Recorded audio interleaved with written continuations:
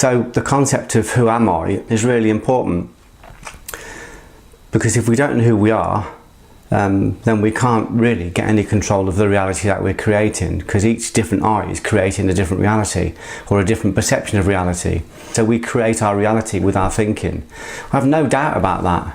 There's no doubt in my mind. That's how I live and breathe. Everything I've ever done, everything I've ever achieved has come from my thinking.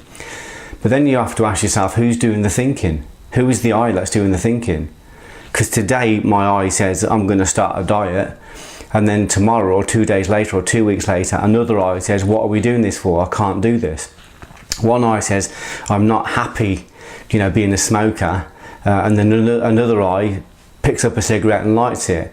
So my dilemma was, if the thinking is what's creating the reality, if that's the film which this light projects onto the screen of our reality, then I need to make sure that I'm in control of the thinking. And then of course you realise it's not about being in control of the thinking, it's about recognising who's doing the thinking. Who is thinking? Today I say I'm going to book on that course, I'm going to go off and I'm going to change the world. And then tomorrow I'll talk myself out of it, or my wife talks me out of it, or my friends talk me out of it, or I talk myself out of it by saying I haven't got the money, I haven't got the time, I haven't got the inclination, I haven't got the health, I haven't got the fitness. So we've got to recognise and identify who is doing the thinking. Until we recognise who's doing the thinking and identify who the chief thinker is, who is the sentinel thinker, who is the one we want to be thinking for us, we're always going to be creating disparate realities. We're always going to be creating division within our own life. We can create prolifically. When I was a doorman, I had a great fear of violent confrontation, so I became a doorman to overcome my fears. But my negative identity, my fearful self, my insecure self, the part of me that believed that the world was dangerous and had to defend myself against it, that thinker created a huge violent reality. Hundreds of clubs, hundreds of fights, clubs, nightclubs, fights at christenings, fights at wedding. Everything in my life was violent because this part of me that was a dominant thinker was creating that reality. It was very powerful to see, very powerful to watch. And then my ego voice would kick back in again and say, well, he deserved it, and it was, it wasn't your fault, you did the best you could do. Even your friends said it wasn't your fault, and I started to rationalise it. So I realised there was lots of identities, lots of I's, each of them with their own will, each of them with their own agenda. I was talking to some lads in prison last week, and I realised that none of the people in there actually committed the crimes. It was separate personalities, separate parts of themselves, and they would sit in prison and think, why have I done this? Why do I keep doing this? Why do I keep falling into this place? Well, it isn't them, it's a separate part of them, because they don't know who they are. They have no idea who they are. So the first thing to do, for me anyway, was to identify not so much who I was, but who I wasn't. I wasn't violent, I wasn't cynical, I wasn't insecure, I wasn't jealous, I wasn't envious, I wasn't greedy, I wasn't cynical, I wasn't any of those things. They were like personality traits or individual I's that were all inside me collectively like a crowd, and most of them were not aware of each other. Some of them joined together and created, like a powerful identity, but most of them are not aware of each other. And I certainly, as a caretaker or as a temporary caretaker, wasn't aware of these separate personalities rising up, taking over, creating mayhem, falling back down again, leaving me to pick up the pieces. So this is what you see in most people, so just a basic study of psychology will show you all these things. There's a great book called 101 Defences, and it shows you how we build defence mechanisms or buffers around these separate personalities so that we don't have to look at them, and we don't notice it happening. And it's so regular we don't notice it happening. We just think, I need to get more control of myself. But which self? Which self do we need to get more control of? So the key isn't that, the question isn't, do our thoughts create our reality? Of course they do. It's obvious, and we can be very powerful creators. I'm a very powerful creator.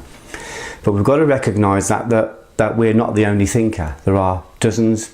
Gurdjieff and Ouspensky believe there was hundreds of separate identities, all working on their own, not really aware of each other, each thinking that they're you. So we think these personalities are us, and then we think we've got to deal with that, but they're not actually us, they're actually sub-personalities. One of the techniques you can do to see who you are is, as I said earlier on, is to see who you're not. So one technique you can do for that is to observe yourself. Over the period of a day or a week, just observe yourself and observe how many times your personality changes and how many times those different personalities are conflicting. I sat with a guy one day who said to me he hated black people, never liked black people, didn't like the mixture of colours, didn't like interracial mixing and all the rest of it. And I said to him, that's really interesting, but that's not how I feel. And I said, I love cultural diversity. I said, I just see souls. And he goes, well, I'm not, I don't really, he said, I don't really dislike black people. I don't, it's not that I don't like them, I just don't think people should mix. I said, it's just the colour of her skin. I said, it's just a different culture. I said, there's massive amounts that we can learn from each other, but I said, underneath that, it's just souls. And he goes, well, I mean, I don't mind people mixing and interacting as long as my daughter doesn't bring one home. And I said, what, like your daughter brings one home like it's a piece of shit on her shoe? Is that what you mean? Well, no, that's not exactly what I mean. I mean, I'm not racist, this is what he was saying. And eventually this guy changed his personality so many times that in the end he was practically trying to ring his daughter up to get her to marry a black guy. Because I was talking to lots of different separate eyes. He didn't really know who he was. He had no idea who he was. I know exactly who I am. I'm aligned. I'm full of faults and I'm full of shadows that are coming up that I'm processing, and I trip over most days, but I know exactly who I am. And I work on that connection and that alignment every single day. But it's took me a long time. It took me a long time to find that. So I started to work on all the areas of myself that I felt I had no control. Started with palate. The good thing about palate is it jars you, it creates a shock. When we create a shock and put pressure on ourselves, these separate personalities emerge and they start talking to you. They talk to you in your mind, and sometimes they project out and talk to you through other people. So when I give up alcohol, as an exercise in abstention and as an exercise in observing personalities, because when we put any pressure on ourselves, we will observe separate selves. When I gave up alcohol, I immediately felt the voices rising up saying, why can't we have it? We should be able to have it. There's nothing wrong with the drink, bang, bang, bang, all this kind of stuff. So I started hearing separate selves. Then when I sat in a cafe with my friend and I said to him, he was a fellow martial artist and he was a senior martial artist, so I felt I could share it. I said, I'm giving up alcohol, just, as an exercise in abstention, as an exercise in Budo. And he just said, oh, for fuck's sake. He said, I'm not giving up alcohol. And I said, well, I wasn't expecting you to give up alcohol. It was just saying I'm giving it up. He said, listen to me. He said, if I can't have a drink, I might as well go to the nearest oak and swing from it. I'll have a drink. If I want to have a drink, I'll have a drink. And I realised I was talking to his shadow. I was also talking to an extension of my own shadow. And it had quite an effect on my life, just giving up alcohol. I lost quite a few friends because the personality that would have a drink with them was no longer there. I'd dissolved that, and the dissolvement of that had created a shield, and I'd expanded. So just by going into palate, just by changing what I ate, I was able to observe exactly who I wasn't because they rose up and spoke to me. And it's really interesting when you start to do that, because not only do you recognize the feelings of a separate self wanting to be fed, you recognize, it actually speaks. You'll hear it in the background talking to you, and the moment it does that, you're able to observe it. And in observing it, your observer, which is your authentic self, expands. And as your authentic self expands and becomes more muscular, your egoic self contracts. So as you contract, you expand. As you expand, you contract. Because as we get a stronger authentic self and a wider conscious net, these sub-personalities or these egoic personalities can't exist. They can't exist in the light of even being recognized. So once you start finding out who you're not, and you start acting on who you're not, and you start creating and developing who you actually really are, you start to get a unification, an absolution, and then you've got this collective body of energy all formed into one, creating a unified goal. So we're not going out there doing one thing today and then trying another thing tomorrow. We're going out there to create and to experience one thing. This is where I'm aiming, and the whole factory, the CEO, the manager, the foreman, the workers, the factory, we're all aiming in the same direction.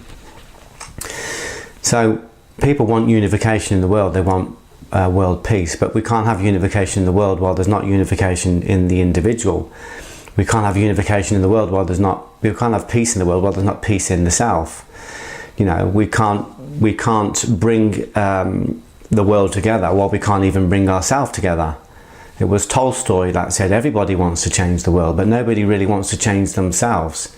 I've got friends who want to take on the world, but they want to change the world, but they won't take on themselves, and they can't change their socks once a day. They haven't got the discipline to do that.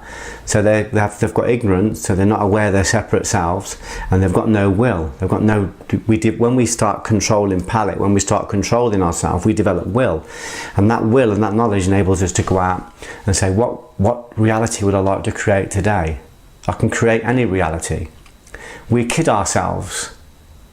We kid ourselves that we have free will. But if you think you've got free will, try and control what you eat. Try and control what you drink.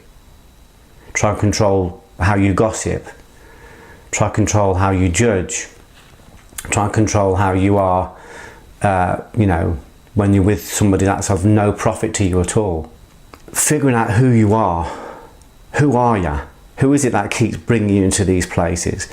Who is it that keeps creating these negative realities? If we don't figure out who we are, we have no chance at all of creating the reality we want to create. We may create material abundance, but we'll still be in the ninth circle of the inferno. And I've got friends who are worth $500 million, but they've got 3 mistresses and a cocaine addiction. They're the most unhappy people I've ever seen. What's the point of having all that if you've lost your soul? So it's not that you can't create. I know people that are very, very rich, but they're very unhealthy. They've got no relationship with their wife. They've got no relationship with their children. They've got no relationship with themselves. They've got no relationship with their family. I've got friends who sell drugs from my old life who are millionaires, but they're living in abject terror, quiet terror all the time. Because the door might be kicked in at 4 AM in the morning, which it usually is, and their wife's on Valium, and their kids are wayward, and their friends do not respect them. Their friends are afraid of them. So the meditation is just to say, who am I? And again, practical purposes, we can just go straight to our Facebook, straight to our Twitter, straight to our social media. That's a good way to look at who you're not. Normally if I bump into people and I say, this is who I am, and I say, that's not actually true. Because I've seen your Facebook posts and I have no fucking idea who that is. It's not the person that's standing in front of me now. The person that's standing in front of me now is very beautiful and I love this person. But that person on the Facebook page, I have no idea who that is.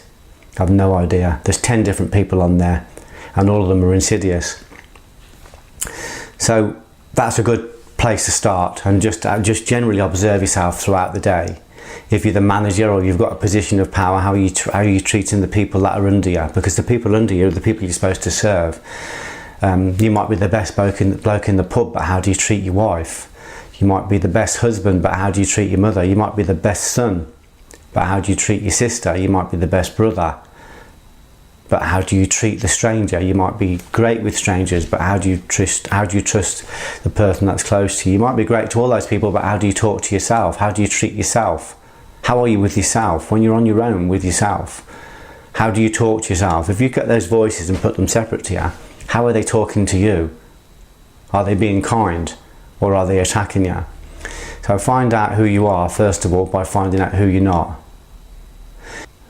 If you carried a tape recorder around with you, say, just imagine today that you carry a tape recorder around with you, maybe over a week, and everything you say is going to be recorded, and it's going to be played to all the people you've spoken about. Would you say those things in front of those people? Are they your true self? Are they your real personality? Probably not. So if you want to create the kind of reality you want to create, we recognise that it starts with thinking. Always starts with thinking. But who is the thinker?